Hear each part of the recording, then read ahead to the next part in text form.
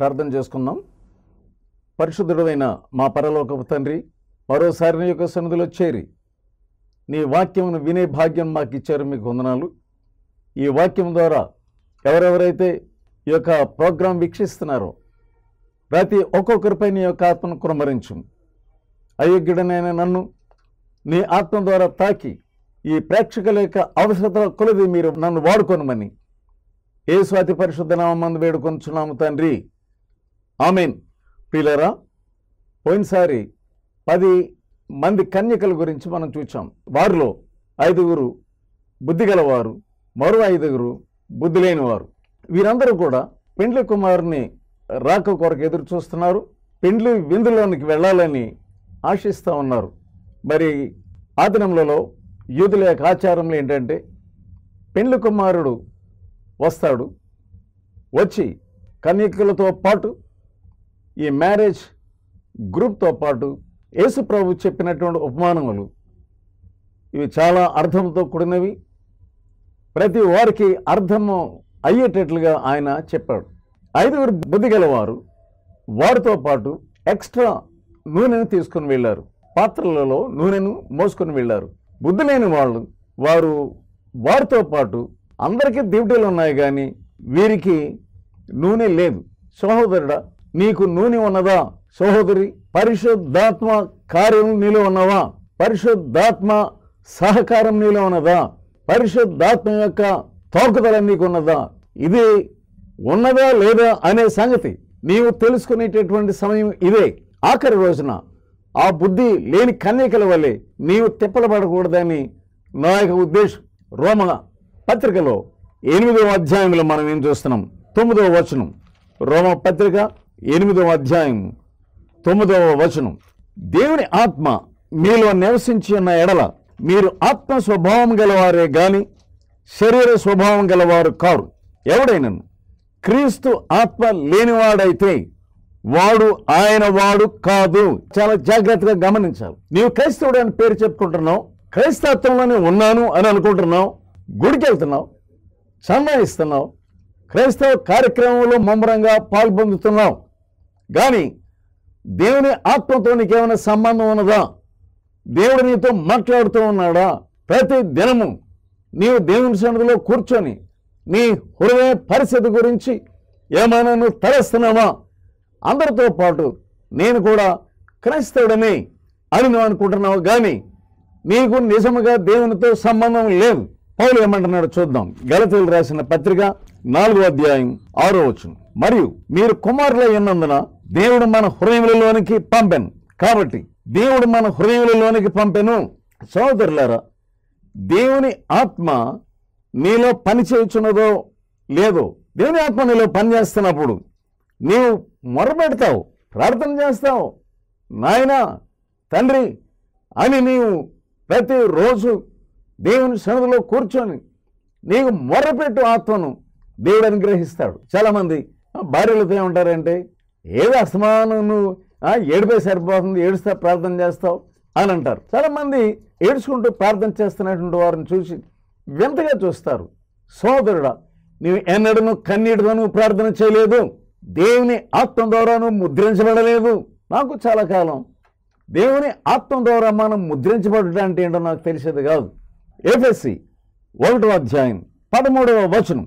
మీరును సత్యవాక్యమును అనగా మీ రక్షణ సువార్తను విని క్రీస్తునందు విశ్వసించి వాగ్దానం చేయబడిన ఆత్మచేత ముద్రించబడితిరి.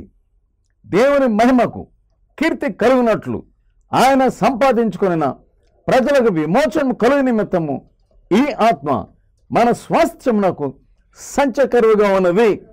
చాలామందికి ఈ సంచకరువు అంటే ఏంటో తెలియదు. ఇది అడ్వాన్స్. మనకు ఉన్నటువంటి స్వాస్థ్యము కొరకు ఈ దేవుని ఆత్మ అనేటటువంటి ముద్ర అదొక సంచకరువుగా ఉన్నదన్నమాట. ఈ ముద్ర నీకు లేకపోయినట్లయితే నీవు క్రైస్తవుడిగా ఉండవచ్చు, నీవు చాలా విపరీతమైనటువంటి ఆందోళనకు నువ్వు గురవుతావు అంతే. అబ్రాహాము ఎప్పుడైతే పిలవబడ్డాడో వెంటనే దేవుని ఆత్మ ద్వారా తాకబడి దేవుని ఆత్మకు లోబడ్డాడంతే. అబ్రాహామా, నీ యొక్క బంధువులను, నీ యొక్క తండ్రి ఇంటిని, నీ దేశమును, నీ స్వజనమును వదిలి నేను చూపించు దేశమునకు నీవు కదలిరా అని చెప్పినప్పుడు అబ్రహాము లోబడ్డాడంతే. లోబడి తన చూపంతా దేని మీద ఉన్నది చూడండి. హెబ్రీయులకు రాసిన పత్రిక 11వ అధ్యాయం 8వ వచనం. అబ్రహాము పిలువబడినప్పుడు విశ్వాసమును బట్టి ఆ పిలుపునకు లోబడి తాను స్వాస్థ్యముగా పొందనయ్యున్న ప్రదేశమునకు బయలుదేరను, మరియు ఎక్కడికి వెళ్ళవలను అది ఎరువక బయలు వెళ్ళను.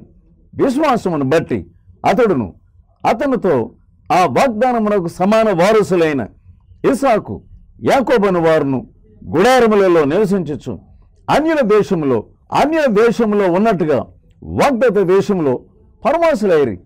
ఎలానగా దేవుడు దేనికి శిల్పియు నిర్మాణకుడై ఉన్నాడో ఆ పునాదులు గల ఆ పట్టణము కొరకు అబ్రహాము ఎదురు చూచుచుండెను. ఎప్పుడు కూడా ఆయన యొక్క దృష్టి, అబ్రహాం యొక్క దృష్టి పైకున్నది. ఎవరైనా అడిగితే ఏంటి పైకి చూస్తున్నావు అని అడిగితే ఆయన ఏమైనా తన యొక్క సాక్ష్యం ఏంటంటే ఈ లోకమంతా కూడా అశాశ్వతము, ఈ పై లోకమునకు మనం వెళ్ళవలసి ఉన్నది, అది స్థిరమైనటువంటి పట్టణం అక్కడ ఉన్నది, దాని కొరకు నేను సిద్ధపడుతున్నాను అని ఆయన చెప్తూ ఉండేవాడు. సోదరుడా, ఆయన దృష్టి అయితే పైన ఉంది. అందుకని ఆయన భవనములలో నివసించలేదు. తాను గొప్పవాడే, ధనవంతుడే అయినప్పటికీ వదిలేసి ఎంతమంది దేవుని యొక్క సేవకు వస్తామంటున్నారు, కానీ వారు స్థిర నివాసం ఏర్పాటు చేసుకున్నారు.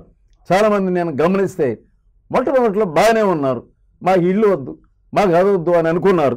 కానీ రాను మా పిల్లలకి ఇల్లు లేకపోతే ఎట్లాగే. నిజమే, నీకు ఇల్లు ఉంటే నువ్వు కొనుక్కున్నావు గనుక నీ సేఫ్టీ కొరకు, నీ పిల్లల సేఫ్టీ కొరకు నీవు ఆలోచిస్తున్నావు. కానీ మిషనరీస్ గురించి చెప్తున్నావు, మిషనరీస్ గురించి చాలా బోధ చేస్తున్నావు. నీవు ఎన్నడైనా నీవు ఏదైనా వదిలినట్టు ఏదైనా రుజువు ఉందా? నీ భార్యకు ఉద్యోగం ఉంది, నీకు ఉద్యోగం ఉంది, దాంతో ఇల్లు కడుతున్నావు, వెహికల్స్ కొంటున్నావు. కానీ నీవు దేవుని సేవ నిమిత్తం దేనిని వదిలినటువంటి వాడో కాదు, దేనిని అమ్మినవాడో కాదు. చెప్పడం బాగానే చెప్తున్నావు. దేవుని ఆత్మ నీలో లేదని నువ్వు గ్రహించుకో. నువ్వు ఎవరైనా సరే. యోహాను ఏమంటున్నాడంటే, నేను మీకు నీళ్ళలో బాప్తిసం ఇస్తున్నాను. సర్ప సంతానమా, నీకు బుద్ధి ఎవరు చెప్పాడు? అసలు నాకంటే నా వెనుక వచ్చేవాడు గొప్పవాడు, నేను మీకు నీళ్ళలో బాప్తిసం ఇస్తున్నాను. కానీ ఆయన మీకు అగ్నితోను పరిశుద్ధాత్మతోను మీకు బాప్తిసం ఇస్తాడు. సోదరుడా, పరిశుద్ధాత్మ యొక్క తాకుదల లేకుండా ఎన్ని సంవత్సరంలో నీ ముందుకు వెళ్ళిపోతున్నావు తప్ప ఇంకను ఏమాత్రం కూడా పరిశుద్ధాత్మ యొక్క గ్రహింపు నీకు లేకుండా ముందుకెళ్తాను. జాగ్రత్తగా ఉండు. ఒక రోజున నీవు అకస్మాత్తుగా ఈ బుద్ధి లేని కన్యకల వల్లే నీవు బహు ఆందోళన పరిస్థితులకి నువ్వు వెళ్ళవలసి ఉంటున్నదేమో. నీవు నెమ్మదిగా లోకస్వైపోతా ఉన్నావు. ఇంకను దేవుని ఆత్మ తోకదల లేకుండా ఉంటున్నావు. వీరందరూ ఒకలే కనపడుతున్నారు. చాలా దూరం నుంచి వీళ్ళని చూస్తుంటే వీళ్ళందరూ చక్కగా ఒకేలాగా డ్రెస్ చేసుకున్నారు. అందరి చేతులలో దీపాలు ఉన్నాయి. మరా దూరం నుంచి చూస్తే వీరందరూ భక్తిపరులు, వీరందరూ కూడా చాలా ఆత్మీయులు. వాళ్ళు చక్కని షో పుటప్ చేస్తూ ఉన్నారు, చక్కని వస్త్రాలు వేస్తారు, బైబిల్ చేతిలో పెట్టుకుంటారు, చక్కగా చెంగేసుకుంటూ ఉంటారు, ఎంతో మర్యాదగా మోకరిస్తున్నారు. సహోదరుడా, నీ హృదయ పరిస్థితి ఎలా ఉన్నదో ఎప్పుడైనా దేవుని యొక్క సన్నిధిలో కూర్చొని నీవు పరీక్షించుకొని, దేవా నా పరిస్థితి ఎలా ఉంది అని అడుగుతున్నావా? ఇక్కడ మనం చూసినటువంటి ఈ భాగంలో మత్తయి సువార్త 25వ అధ్యాయం మనం చూస్తున్నాం. దాంట్లో 1వ వచనం నుండి మనం ధ్యానించినటువంటి భాగంలో ఈ 2 రకములైనటువంటి కన్యకలు వారు చక్కగా నడుస్తూ ఉన్నారు. ప్రయాణమే ఈ విందునకు వారు సిద్ధంగా ఉన్నారు. పెళ్లి కుమారుడు ఆలస్యం చేశాడట. 25వ అధ్యాయం మత్తయి సువార్త 5వ వచనం. పెళ్లి కుమారుడు ఆలస్యము చేయగా వారందరూ కునికి నిద్రించుచుండిరి. సోదరుడా, అకస్మాత్తుగా నువ్వు ఈ పరిస్థితిని నీ ఎలా ఉన్నావు, కునికి నిద్రిస్తున్నావేమో. ఆయన ఆలస్యం చేశాడంట. మనం అనుకోవచ్చు, అరే రే కొంచెం ముందు వచ్చేసి ఉంటే బాగుండును. నీవు అలా అనుకుంటున్నావు. నీవు అనుకోనని గడియలో ఆయన వస్తాడు అని ఆయన ముందే చెప్పాడు. 24వ అధ్యాయం చూడండి, 44వ వచనం. మీరు అనుకోనని గడియలో మనిషి కుమారుడు వచ్చును గనుకని మీరు సిద్ధంగా ఉండుడి. చాలామంది క్రైస్తవులు సిద్ధంగా లేరు. సాతాను యొక్క ట్రిక్ ఏంటంటే, సాతాను మనుషులపై ప్రయోగించేటటువంటి ఈ తంత్రం ఏంటంటే, ఐఎమ్ ఓకే అని అనుకుంటున్నారు అంతే. Every Sunday I'm going to church, నేను చర్చ్కి వెళ్తున్నాను అనుకుంటున్నావు. నేను విశ్వాసులతో పాటు నేను కూడా బాగానే నడుస్తున్నాను అనుకుంటున్నావు. కానీ ఆయన ఆలస్యం చేసి నీకు కృపాకాలమును ఆయన దయచేస్తా ఉన్నాడు. మరి దావీదు తన యొక్క జీవితంలో అతడు చూడండి, ప్రతి రోజు ఆయన పరీక్షించుకునేవాడు. దినమునకు 3 మార్లు ప్రార్థన చేసేవాడు. కొన్నిసార్లు 7 మార్లు ప్రార్థన చేస్తానని చెప్తా ఉన్నాడు. ఆయన పరీక్షించుకునేటువంటి వాడు. 19వ కీర్తన 12వ వచనం, తన పొరపాటులు కనుగొనగలవాడు ఎవడు? నేను రహస్యంగా చేసిన తప్పులు క్షమించి నన్ను నిర్దోషిగా తీర్చుము. సహోదరుడా, తప్పకుండా నీవు ఈ ప్రార్థన చేసుకోవాలి. నీవు నిర్దోషిగా తీర్చబడాలి. నీవు రహస్యంగా చేసిన ప్రతి తప్పును ఆయన సన్నిధిలో ఒప్పుకోవాలి. తన పొరపాటులు కనుగొనగలవాడు ఎవడు? ఎవడు కూడా తన పొరపాట్లు కనుగొనలేడు.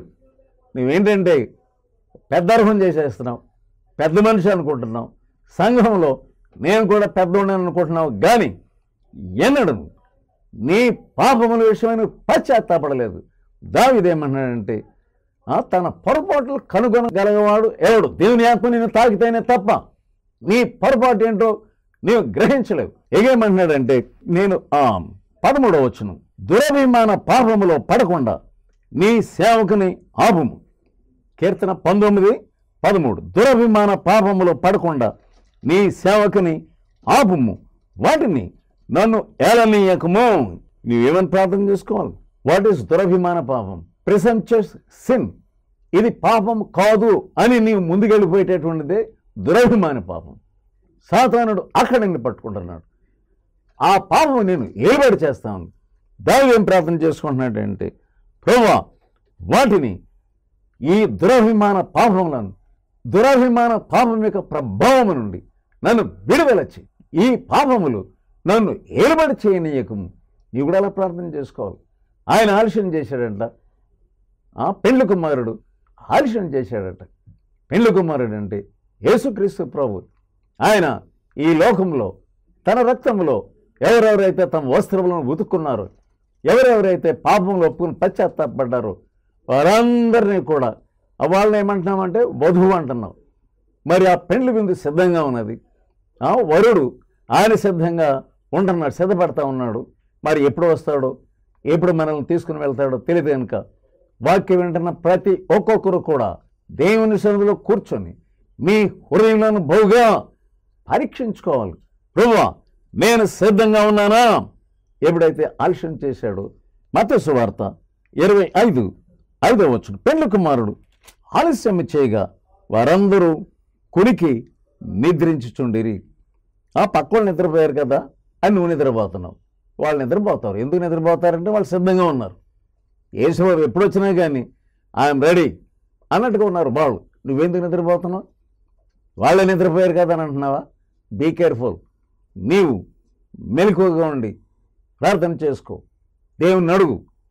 వాళ్ళు నిద్రపోయారు, వీళ్ళు నిద్రపోయారు.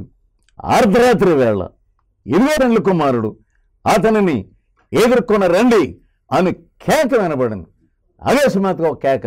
ఏంటంటే అది ఇదిగో పెండ్లి కుమారుడు అనేటటువంటి ఆ కేక వాళ్ళు విన్నారు.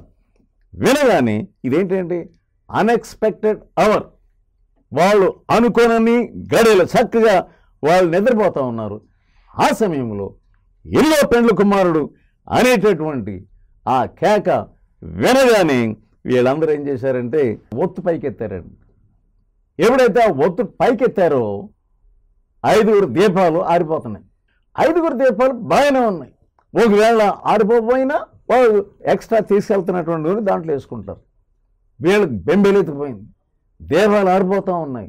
అవతల వాళ్ళని ఏమని అడుగుతున్నారంటే, మీ నూనెలో మాకు కొంచెం నూనె వేయండి. వీళ్ళు ఏమనుకున్నారంటే, తప్పకుండా ఏదో రీతిగా మాకున్నటువంటి జ్ఞానముతో మేము ముందుకెళ్ళిపోతాము, ఎలాగైనా పెండ్లి విందుశాలలోకి వెళ్ళిపోతాము అని. అదే దురభిమానం. సోదరుడా, నువ్వు దురభిమాన పాపంలో ఉన్న సంగతి నువ్వు తెలుసుకో. ఇప్పుడు తలుపు తెరిసే ఉన్నది. అమ్మ, మీకు మాకు నూనె సరిపోదు, మీకు నూనె ఇచ్చామా మా దీపాలు కూడా ఆరిపోతాయి, కనుక మీరు వెళ్ళండి, ఎవరైతే అమ్ముతారో వారి దగ్గరికి వెళ్ళి మీరు నూనెను కొనుక్కోండి అని వారు చాలా గట్టిగా చెప్పారు. వీరు ఆశ్చర్యపోయారు. వీళ్ళు విశ్వాసులు కదా, మా కొంత నూనె ఇవ్వచ్చు కదా, మరి అంత కఠినమేంటి అని అనుకుంటున్నారు. నీవు ఆ రోజున వీరి బుద్ధి గల వారి యొక్క కఠినత్వం చూచి నీవు ఆశ్చర్యపడతావు. వీరు జ్ఞానంగా లేరు, వీరు జ్ఞానంగా ఉన్నారు. వారు కొనబోచుండగా వారెంతో ఆతృతతో, ఎంతో అయ్యో అనేటటువంటి మేము పరుగు పరుగును వెళ్ళాలి అని ఆతృతతో వచ్చే లోపల బుద్ధిగలవారు పెళ్లి కుమారుడితో పాటు లోపలికి ప్రవేశించిపోయారంతే. వెళ్ళగానే తలుపు వేయబడింది. అంతలో ఆ తలుపు వేయబడడం చూశారు వీళ్ళు. వాళ్ళు ఎంతో మరి ఆతృతతో వారు అప్పుడు సిద్ధపడి వాళ్ళు పరిగెత్తుకొని వస్తున్నారు, కానీ ముందే సిద్ధపడలేకపోయారు. 11వ వచనం, అంతటా తలుపు వేయబడెను. సోదరుడా, నోవహు దినములలో కూడా అంతే. నోవహు ఓడకి ఒకటే తలుపు ఉంది. తలుపు తెరబడి రండి రండి రండి అని నోవహు పిలుస్తున్నప్పటికీ ఎవరు పట్టించుకోలేదు. జంతువులు వచ్చేసినాయి, సింహాలు వచ్చేసినాయి, అన్ని రకాల జంతువులు వచ్చేసినాయి. రమ్మని చెప్తున్నప్పుడు ఎవరు పట్టించుకోవడం లేదు, బంధువులు పట్టించుకోవడం లేదు, స్నేహితులు పట్టించుకోవట్లేదు, చుట్టుపక్కల వారు పట్టించుకోవట్లేదు. వారు చాలా హేళనగా చూస్తూ ఉన్నారు. ఏదైనా కూడా సహోదరుడా, తలుపు తెరవబడినది, నీవింకనూ ఆలస్యం చేస్తూ ఉన్నావు, నీవింకనూ సిద్ధపడలేవు. అకస్మాత్తుగా దేవుడు వచ్చి నోవహు ఓడ యొక్క తలుపును మూసేశాడంతే. ఎప్పుడైతే మూయబడినదో అకస్మాత్తుగా ఆకాశపు తూములు వెలువబడ్డాయి. జల ప్రళయం రాని వచ్చింది. దేవుడు చెప్పినట్టుగా జల ప్రళయం వచ్చింది. వారేమాత్రం హెచ్చరిక తీసుకోలేదు. సహోదరుడా, నీవు కూడా దేవుని యొక్క హెచ్చరిక తీసుకోవడం లేదు. ఎప్పుడైతే తలుపు మూయబడిందో అది మరి ఎన్నడూ తెరవబడదు. చాలామంది వెర్రి వాళ్ళగా ఉంటున్నారు. నేను ధనం సంపాదించుకోవాలి, రేపు వద్దున ఆ ఊరు వెళ్ళాలి, లేదా ఈ ఊరు వెళ్ళాలి అని అనుకుంటున్నావు, కానీ రేపు నీకు ఏం సంభవిస్తుందో నీకు తెలియదు. యేసయ్య ఏం చెప్పాడు? లోతు భార్యను జ్ఞాపకం చేసుకున్నాడు. అక్కడ సొదొమ గొమొర్రా పట్టణములు కాలిపోతూ ఉన్నాయి. దేవదూతలను పంపించాడు దేవుడు. వీళ్ళని ఎలాగైనా లోతు కుటుంబాన్ని రక్షించాలని పంపించాడు. లోతుకి తన కుటుంబానికి ఒక హెచ్చరిక ఇచ్చాడు. పారిపోండి, పారిపోండి. వాళ్ళు తడువు చేస్తున్నప్పుడు చేతులు పట్టుకుని బయటికి లాక్కొచ్చారట. అప్పుడు ఒక హెచ్చరిక ఇవ్వబడింది. ఆ హెచ్చరిక ఏంటంటే, వెనుకకు చూడవద్దు. కానీ లోతు భార్య ఆ హెచ్చరిక ఉన్నప్పటికీ వెనుకకు చూచింది. వెనుకకు చూడగానే ఆమె ఉప్పు స్తంభం అయిపోయినట్లుగా చూస్తూ ఉన్నాం. అందుకని యేసుప్రభు ఏం చెప్పాడంటే, లోతు భార్యను జ్ఞాపకం చేసుకున్నాడు. వీళ్ళందరూ కూడా అబ్రహాంతో పాటు బయలుదేరారు. కానీ చెప్పిన మాటను వినేటటువంటి తత్వం వీళ్ళకి లేదు. నీవు చెప్పిన మాటను వినే తత్వం లేని దానం అని ఎంతకాలం ఇంకా ఈ పాపం అనిపిస్తాను, ఆ పాపం అనిపిస్తాను, కొంత సమయం నుండి నీవు అజ్ఞానివి, నీవు బుద్ధి లేని కన్యకవు.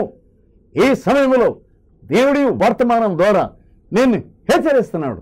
నీవు తగ్గించుకో, నీ పాపముల నుండి నీవు విడుదల పొందాలి. ఆ సమయంలో మరి లోపల నుంచో శబ్దం వస్తుందంట.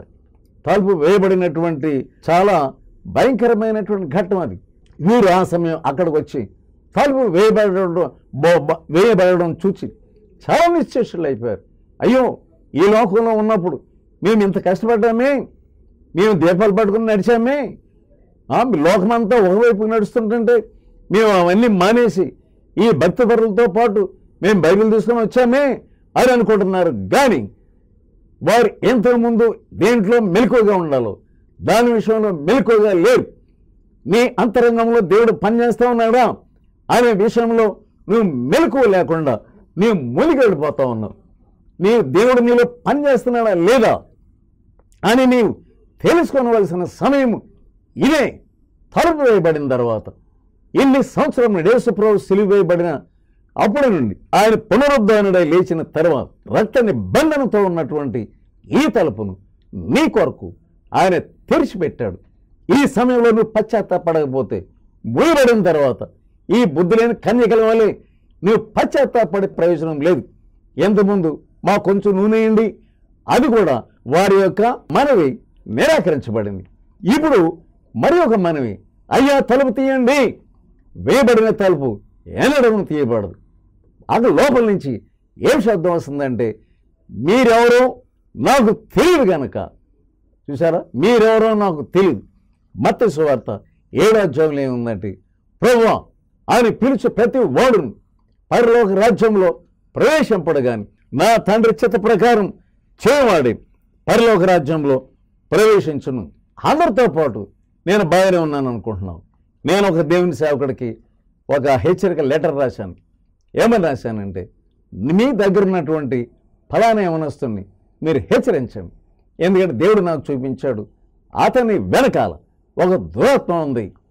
నా హెచ్చరిక వినకుండా అతనిని ఆ దైవజనుడు ఏం చేశాడంటే, ఆదిలాబాదులో వాక్యం చెప్పడానికి అతను పంపిస్తా ఉన్నాడు. ఆ బస్ రాత్రి సమయంలో హుస్సేన్ సాగర్ ట్యాంక్ బండ్ మీద నుంచి వెళ్తా ఉన్నది.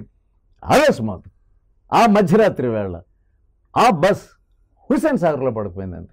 అసలు హుస్సేన్ సాగర్లో పడడానికి ఏమాత్రం కారణం లేదు. Be careful. అందరితో పాటు అతడు కూడా చనిపోవాల్సి వచ్చింది. సోదరుడా, నువ్వు ముందుకు వెళ్ళిపోతా ఉన్నావా?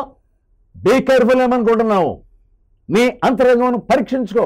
నువ్వు ఎవరైనా సరే, నువ్వు లూథరన్ కావచ్చు, నువ్వు బ్యాప్టిస్ట్ కావచ్చు, నువ్వు పెంటెకోస్తు కావచ్చు, లేకుంటే ఏ పలానా ఫెలోషిప్ అని నీవు అనుకుంటున్నావేమో. నీవు సిద్ధపడకపోతే నీకు ఇటువంటి మాట లోపల నుంచి నీకు వినబడిందంటే నీవు దౌర్భాగ్యురాలుగా ఉంటావు. ఈ సమయంలో ఈ వాక్యం వింటున్నప్పుడు నీవు తగ్గించుకొని ఆయనకు లోపడు. ప్రార్థన చేసుకుందాం. పరిశుద్ధుడైన మా పరలోకపు తండ్రి, ఈ సమయంలో వెంటనటువంటి ఈ వాక్యం ప్రతి వారిలో పనిచేయనట్లుగా గ్రహించు. ఈ వాక్యం ద్వారా వీరు మేలు పొంది సరైన రక్షణ పొంది పరిశుద్ధాత్మ యొక్క నడుగుదల క్రిందకు, స్వాధీనం క్రిందకు మీరు వచ్చినట్లుగా సహాయం చేయమని యేసు అతి పరిశుద్ధ నామమున వేడుకొనుచున్నాము తండ్రి. ఆమేన్.